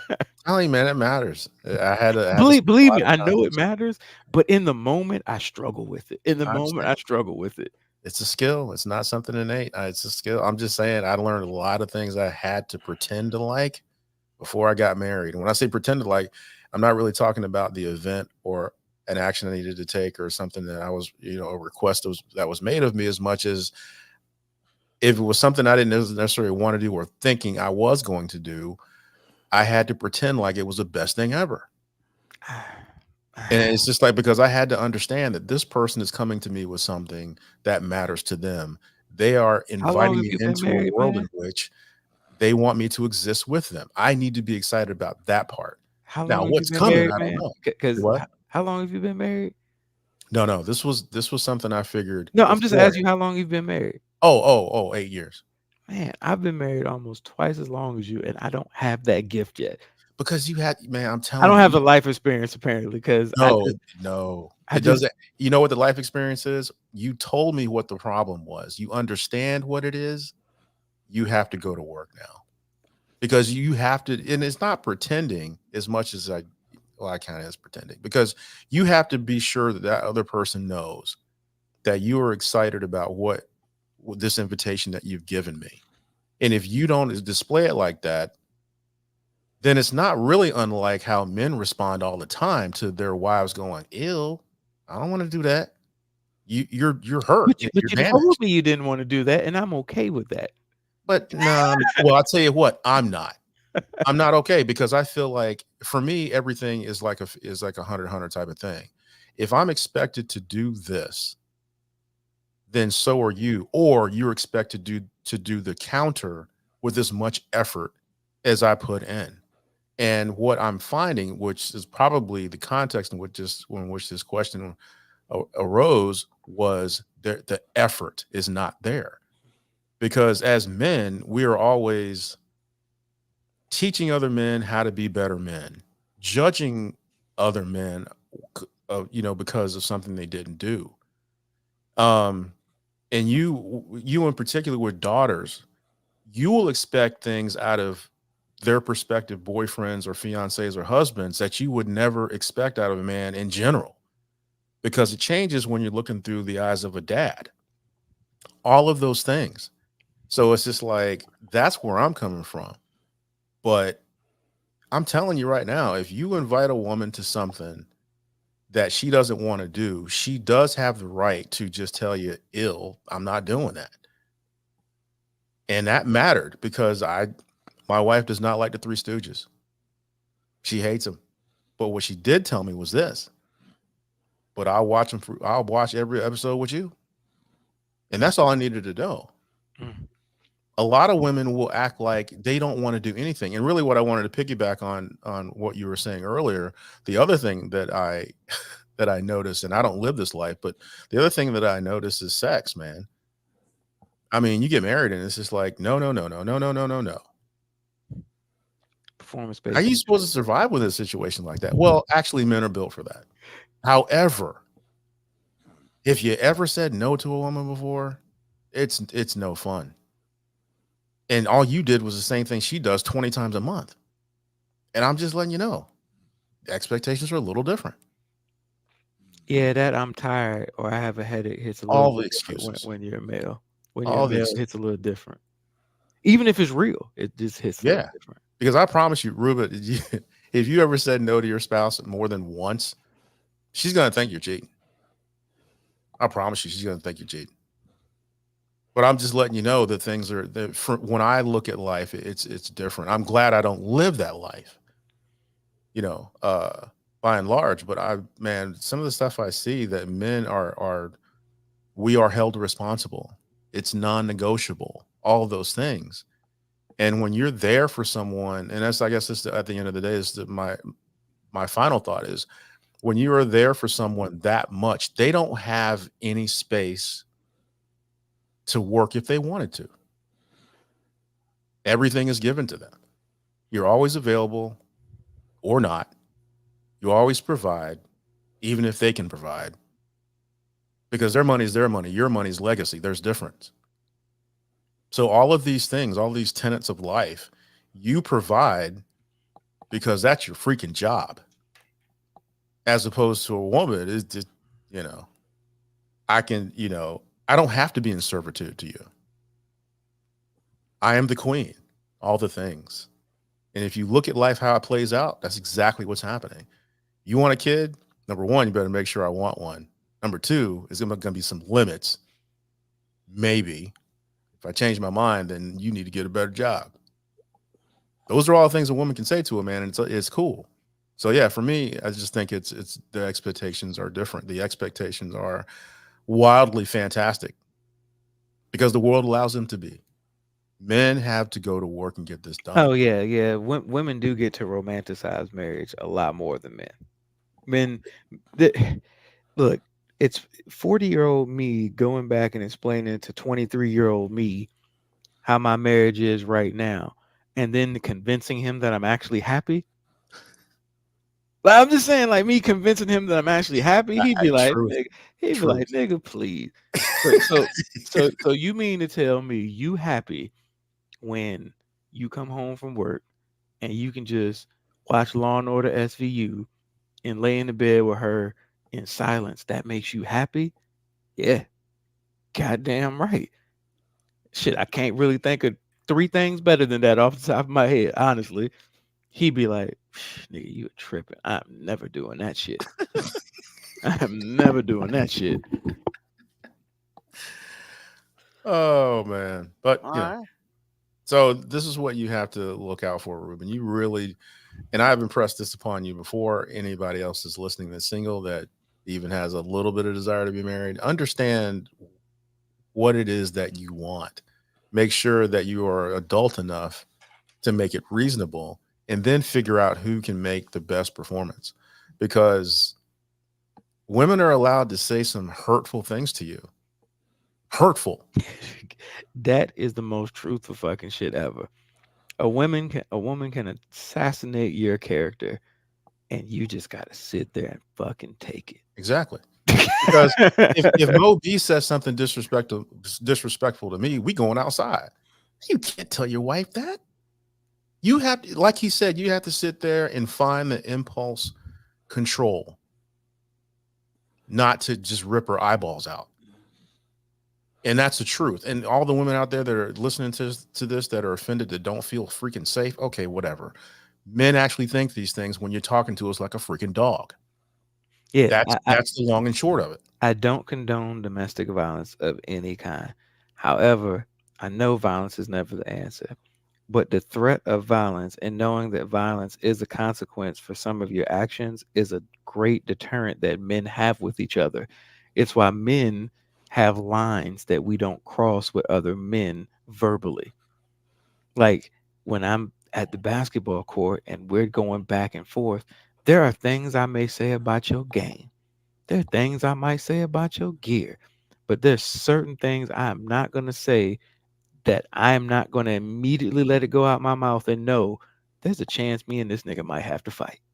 Because I said this. Like I put this in the atmosphere. So this was basically letting him know that I'm okay with fighting. That doesn't exist when a man talks to a woman or when a woman talks to a man, because she knows she could say whatever she wants to him. And there's nothing he can do or say that's going to make him look good or make anybody have his back. Like we might look at it and be like, man, that's fucked up. She ain't got to do all that. But as soon as he slaps the soul out of her, we're going to go, yeah, man, you still didn't have to hit her. Yep. And I'm guilty of that too. Like, hey, man, you still ain't have to hit her. Like you could have just left. Just men judging men. That's what I was saying. You could have left. You could have left. But I'm also not the dude that's like, there's never a reason to hit a woman. No. I didn't say that. There's never a time in which I condone it. I can think of several reasons to, just not condoning it. Like I'm not going to condone it. I might be like, I mean, she should have been ready. She jabbed him. Like, I mean, she literally punched him in the nose. Like somebody hit you in the nose. Like if you get hit back, that's a natural consequence.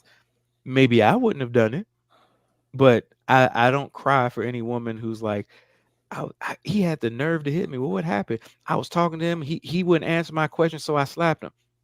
So you answer my question. so you did what?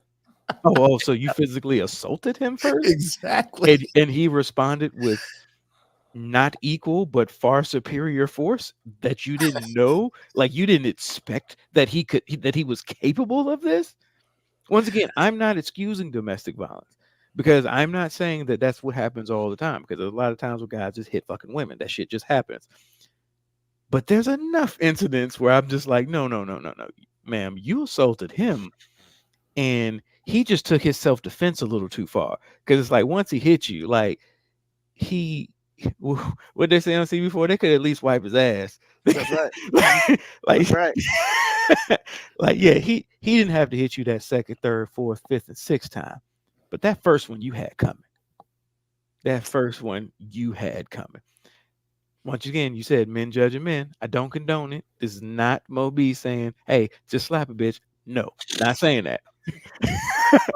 This is not Mo B saying, no, just slap a chick. No, not at all. This is me saying, woman, if you hit said man, when you hit him, all femininity washed away from you. All the protections of woman washed away from you. And if you don't realize that, that's your fault. Because I'm damn sure not telling my daughters to go out there and hit a dude just because they mad at him. No. Don't hit a dude. Matter of fact, don't even yell, argue with a dude. Forget it. Just get out. Because I don't want you to hit him. He hit you. Now I got to deal with him. Now I'm going to jail for the rest of my life because one of you little terrorists decided that you was going to be something that you're not. Now we're back to terrorists. And that's a gangster. All right. Well, man, if you put that at the intro, this is not Mo B telling you to slap bitch. That's hilarious, man. That is so funny. You tell me that ain't funny, then I won't put it on. But I will say, out of context, that's very funny. Like if that's just all you put there, that's all I put. If you don't provide any context to the conversation, yes, that is a funny statement on its face. That means you gotta listen to the damn episode. I mean, really, it says everything that is true, and it's very wholesome it as much as it can be. But that's hilarious, man. I mean, come on, man. That's you give me gold every day. Sorry, bro. Gotta do it. All right, cool. I just wanted to So, clarify that I'm absolutely against domestic violence. I'm not for men hitting women at all. Believe me, I've been placed in some situations that I just described where I had to make a choice, and I chose not to. I chose peace over violence, and I'm okay with my decision. I chose peace over Peace over violence, and I'm okay with my decision. he did not wake up choosing violence that day. No, I did not. I chose peace. Oh God. AG, man, what's on your mind, bro? The wife and I watched this new thing on Peacock. If any of you guys have Peacock, check it out. It's really good. This new documentary on Run DMC. And Jay? Oh, I'm sorry. Go ahead. that's all good. But I just wanted to just throw it out there. It was really good. It was really good. It's on Peacock. Yeah. I might dabble with that then. Yeah, man. I just like I said before, it was a simple statement. Because they were far more impactful than Wu-Tang. Oh my goodness. Here we go with that. Yes, I believe that to be true. Yes, they were. But it goes through who they were. It was kids, who they were when they met, and the whole arc of their career. And obviously the saddest part was, they had to go over when Jay was killed and all that, which is still bugs me. But if you're a hip hop head at all, especially if you're between 40 and 60, you should check it out. It's really, really good. Very well done. Awesome. Is that what our target age group is? 40 to 60? Is that the target? Run age DMC? group? Yeah. I'm talking about for our show. Is our target age group 40 to 60? Ruben, do some damn research. Do your job. Let us know. Actually, yes, I don't know. I think we can go That a is? little bit younger, maybe Yeah. 30s. Maybe No, 30s. it's about 40 or 60. Is it? Okay. Yeah. So we officially are the podcast of the old head. Oh, you know right. what my wife said today? Piggyback on what you just said. She said, "You know what, boo? This November, your birthday, we can get into one of those 55 and older neighborhoods." I said, "You know what? We Aw, old girl. snap. We old girl. Hey man, them senior living communities be looking nice too, man. Fire. They are fine. Looking No, nice, they man. are fine. They are. I mean, they're really expensive, but man, you talking about peace and quiet and no foolishness? Oh my goodness. Yeah. I mean, I Nobody think you playing probably have to music. sign in your grandkids. I'm just letting you know they don't play. So yeah, I mean, if you got $500,000-$600,000, that's the place to be as far as I'm concerned. Mm. Yeah, so we are old, sir. Said all that to say we are old. Nothing Because wrong with that. I'm looking forward to getting my AARP card. I'm leaving a lot of money on the table. Bitch, I already got mine. Stop playing. I just was lazy, man. I got to give them that $45. Yeah, you need to wake up. 45. I paid 16. No, I mean they gave me a deal for like multiple years. Oh, okay. Yeah, man. I haven't really used it yet, but it's there. Come in handy, Oh. man. Thank y'all for making me feel young because I'm still quite a ways away from that. Oh No, man, you're when not. you get No, when you're you not. get You'll start getting mail really soon. yeah, when you get 45. Yeah, you mean they be recruiting? They gonna start recruiting? Oh, They start absolutely. recruiting. Yeah, I they got my start recruiting. first ARP mailer when I was like 43. Oh shit, it's coming. Before. That It means it's is. coming in. Shit. Yeah, You're man. gonna go to the mail and you're gonna feel young and virile, and you're gonna go to the mail, get that, you can be feeling old. I already feel old, so I don't need to go to the mail for that. Okay, you're gonna feel older. Because Yeah, I gotta man. come back. Because my mailbox is downhill, so every time I go to get the mail, I feel old on the way back to the house. Like, because I'm going uphill now. Woo! Bo B, what's on your mind, bro? Heroes of the hardwood, man. Oh, Heroes of the hardwood. I salute any rec youth basketball coach. I salute you because you're the real MVP out here, man. Out here dealing with officials that take things too personal. Got referees giving technical fouls to people for saying, "Hey, that's a foul."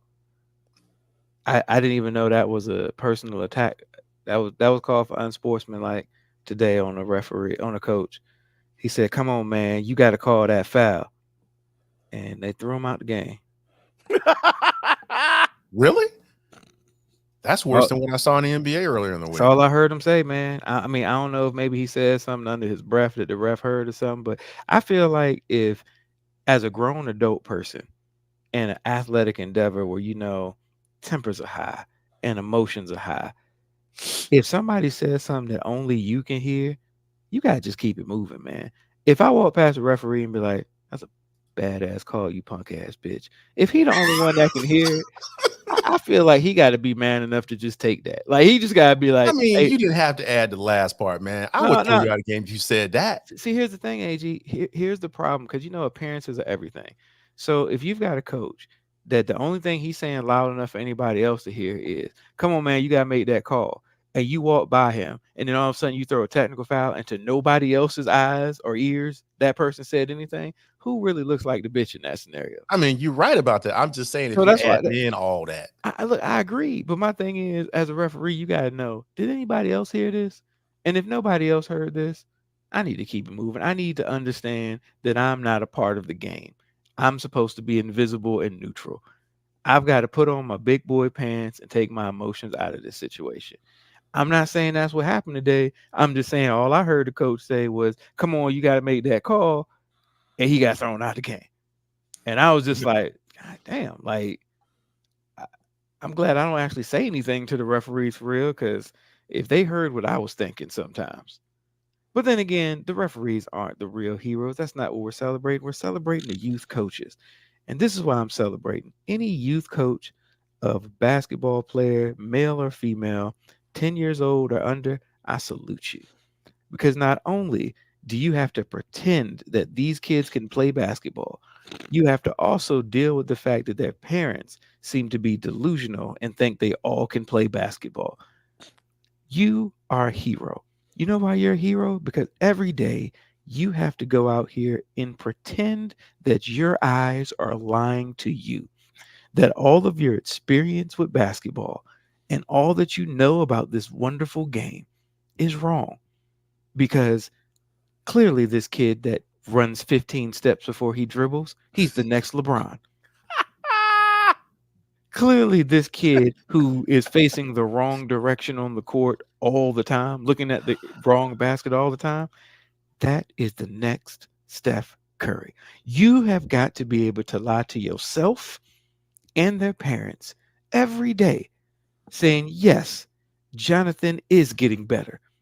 Yes, yes, Kimberly has come leaps and bounds from where she was 2 days ago when she was the worst basketball player I'd ever seen. Now she's the second worst basketball player I've ever seen because I saw Jonathan yesterday." So all the heroes of the hardwood, I salute you. You fuck what Kevin Durant says. I know his mama was great to him, but no, you youth basketball coach, you are the real fucking MVP. That's all that's on my mind, man. All right. Jesus, man. And Wu-Tang's overrated. Oh god. Wu-Tang's overrated. Wu-Tang's about as overrated, but they're not quite as overrated as Naughty by Nature. I don't know if that can even happen. I don't know if but Naughty by Nature doesn't have the same level of greatness as Wu-Tang has. yeah, but the fact that anybody considers Naughty by Nature like impactful at all, Oh god. unless you're from their neighborhood and you actually know them, I feel like you should just let that go. All Because right. New York rap at its hottest, when you think about, here's the thing, like I cannot say when New York rap was at its hottest. If I go, "Hey man, when New York rap was at its hottest, who are some of your favorite artists?" I can't find any motherfucker walking the planet that'll say Naughty by Nature within the first 5 artists. True. I can't find a lot. Maybe not even top 10. Oh god. And that's not a slight. There's been a lot of people in hip hop. They had a successful musical career. I just think they're overrated. That's it. I'm not saying that Naughty by Nature is trash. I didn't like their music, but they're not trash. They're not trash. I would never listen to it. I personally myself would not do that to my own ears. But if you get down with OPP or your Jam or whatever all their songs were, like they had a couple of hits that was on the radio, but nah, let's not do that. Naughty by Nature is just a group that happened. End of the story. They're just a group that existed. All right. Thank you, Moby. You feel some kind of way. Stupid. So You what can't song- even. As soon as I do this, you know what I'm talking about. That's how catchy it is. Stop doing that, Jesus. If this reminds us how dumb it now looks. Back then, when everybody was doing it, it was cool. That's just like doing the Humpty dance. It was cool, but then you realize you look at it like You stop, sir. The Humpty Dance is a classic. the dance You is s- terrible. You stop it, sir. You stop it. First, I limped to the side like my leg was broken. That's when we crazy, start. crazy, whack, funky. Like it's Wow, telling you those it's were terrible. those were actually lyrics. Crazy, whack, funky. Yeah. It's telling you that was terrible. Jesus. You look like And the- MC Hammer on crack. That's all right, because my body's in motion. Ah. Stop it. Don't Stop you disrespect that song. it. Man, somebody's got you. That's how we got Tupac, man, doing the Humpty dance. Actually, we got Tupac on the same song. No. Uh-huh. That's when we first heard him on the radio. He was I a mean, dancer in the back doing He the Humpty was. He dance. was. I mean, this shit comes from sugar sometimes, or sugar comes from shit. So don't get twisted. I like Digital Underground. The song's kind of trash, but whatever. All right. So what's on my mind is very simple. First of all, take care of yourselves. You know, especially it's Black History Month. So, you know, I'm not just talking to black men out there or black women. Everybody, go to the goddamn doctor. Like, if you feel shit ain't feeling right, go get your shit checked, homie. Like, you never know what it is. It could be, I don't know, your arm just hurt. It could be, you know, a rotator cuff. It could be you're pregnant. I don't know. I go to the doctor every time something hurt, Ruben. I'm staying there. Well, I'm just, I mean, I'm well, just gonna shit. be at the I'm just gonna be at the doctor. Like, Well, sometimes you gotta do what you gotta do. And what that reminds me of is some funny shit that I saw the other day.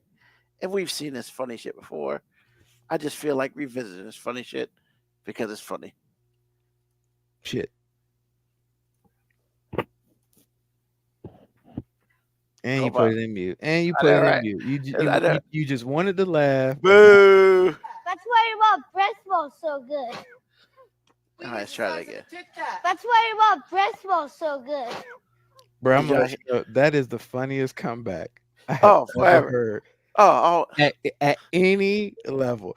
I know that whole scene is scripted, and it's Yeah. still the funniest shit I have ever heard. That's why your breast smells so good. I'm mad. Mom just like hit dude. Like was like, I wish that was my kid saying that in real life. Like I'm telling you know how parents like showing their pictures of their kids and stuff. Like I would have that video saved. It just be showing it to complete strangers. Like, yeah, you know my boy. Let me show you my boy right here. Just I would play that video to anyone who would listen, because I'd be like, I'm so proud of this little motherfucker. I mean, but you know what, man? In the grand scheme of things, let's talk about the other side. The grown ass adult who thought it was cool to fuck with a little kid. Like, really, bitch?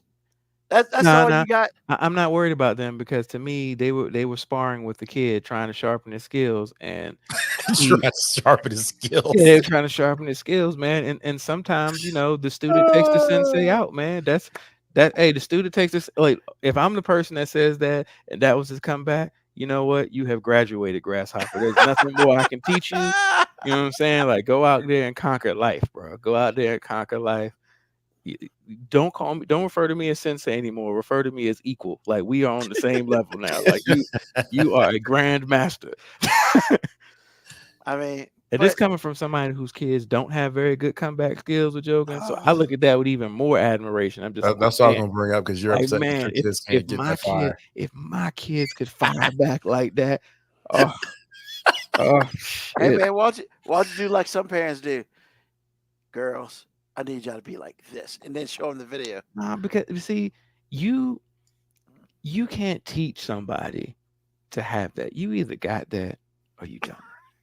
Like, That's you know, they say about comedic timing, you either have it or you don't. You can sharpen comedic timing, but you can't magically grow it. Like, Some Well- people that just ain't their bag, and that's okay. My daughters are really good, nice people, and I need to be okay with that. But what they ain't, they not effective verbal counterpunchers. Maybe one day they'll graduate to that. Maybe they'll sharpen their intellect and use their intelligence as their weapon. Because that's what I did. Like, it's really cool when you can insult somebody with big words and only a couple people get it. Like, that's cool to me. Like, that's a level of cool to me. But what that kid did, when you can have a relatable comeback that everybody in the motherfucking audience can say, "Oh shit, your ass got roasted." I want that. One day I want to go pick up my daughters from some event and I just hear them with some verbal assault on somebody encounter, because I don't want them to be bullies. Like, somebody says a joke about them and they just start rattling off shit. Just bam, bam, bam. I'm be like, I might not even say nothing for a while. I might let us drop some cuss words, some F-bombs. As long as it's funny, I'm gonna be like, hey, we'll talk about this cussing shit later. But for right now, you was in your element. You know what I'm saying? Like, I'm not about to break her up once she in her zone. She hot. You got to feed the hot hand. But I would say this, man. When I first met you, I was not a good counterpuncher. I've grown into a pretty decent counterpuncher. I ain't you, but I can hold my own now. Once again, man, like, there's levels, man. There's levels. And that's what I said. One day they can grow into it. But some people just naturally got it. Some people just naturally got it. I mean, that kid's like 9, man. Like, I feel bad. But even though I know he didn't write it, the timing and the execution of that, flawless. Fatality. But yeah, man. Everybody take care of yourselves. Go to the damn doctor. Because, we only got one life on this planet. So, well, excuse me. We only got one life on this life, in this life. Let's do that. We need to end this show because it's been going too long. But I do have to ask a question. I do have to ask a question, though. How the fuck did you take care of yourself in that video clip and merge them and act like they related somehow? I never said that. I never said they were related. I said take care of yourself. Then I said I want to show you some funny shit. So I never. He did actually. Yeah, he did. I separated them completely. Okay, because that's a hell of a transition. Take care of yourself. But this shit's funny. That's kind of what I did. You go back to the tape. Go back in the tape. I believe you. I still don't understand. It's just an awkward transition, but I think it went pretty well. Look, pretty well. There's never a bad time to put in funny. So I guess I see what you're saying. Yeah. And with that being said, thank y'all for listening to another episode of 5 Minute Warning. I apologize for the 45-minute start.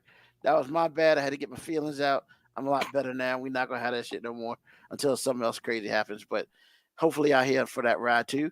Thank Mo B and AG for being on the show. Thank for everybody who spoke today. Thank for everybody who listened and who will be listening on the podcast. Once again, programming note, we will not be here next Sunday because there's a Super Bowl and y'all gonna be watching it. So why don't we watch it too? So we're gonna take next week off, and hey, we'll be back in 2 weeks. Brand new episode of 5 Minute Warning. Once again, tell a friend, tell an enemy, tell somebody about us. We appreciate you. 5minutewarning.com, and also wherever you get your get your podcast. Once again, thank you to all involved today, and we will see you in 2 weeks. As always, peace, love, hair grease, soul, and deuces.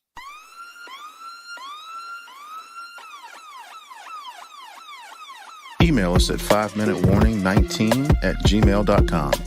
And also leave comments on Facebook and Twitch. Search 5 Minute Warning. Contact us on Twitter at AG_FMW podcast, at Newsman25, at FMW 2019. Contact us on Instagram, Moby 5 Minute Warning, AG_5 Minute Warning, Newsman25. You can listen to the podcast at Apple Podcast, Spotify, or wherever you get your podcast. Thank you for listening. This has been another episode of